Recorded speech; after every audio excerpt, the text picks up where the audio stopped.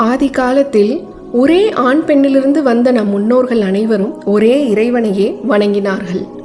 ஆதம் அலைஹிஸ்ஸலாம் அவர்கள் மறைந்த பின்னரும் நிறைய நல்லடியார்கள் ஓரிரை கோட்பாட்டையே பின்பற்றினார்கள். அந்த நல்லடியார்களும் மறைந்த பின்னர் அவர்களை பின்பற்றி வந்த மக்கள் அவர்களையே சிலைகளாக செய்து வழிபடத் தொடங்கிவிட்டனர். சிலை வணக்கம் அவ்வாறுதான் முதலில் தொடங்கப்பட்டது. இவ்வாறு ஷைத்தானின் வழிகேட்டில் இருக்கும் மக்களுக்கு இறைவன் பல காலங்களில் நபிமார்களின் வழியாகவும் அருள்மறையின் வழியாகவும் நேர்வழி காட்டியுள்ளான். இதற்கு முன்னர் வந்த வேதங்கள் யாவற்றையும் மனிதர்கள் தங்களுக்கு ஏற்றவாறு சில வசனங்களை மாற்றி அமைத்தும் விட்டனர். இதனால் இறுதி வேதமாக எல்லாம் வல்ல இறைவன் நமக்காக அருளிய பொக்கிஷம்தான் இந்த அல் குர்ஆன். எந்த மாற்றமும் இல்லாமல் இறைவனே அல் குர்ஆனை இன்றளவும் பாதுகாத்து வருகிறான்.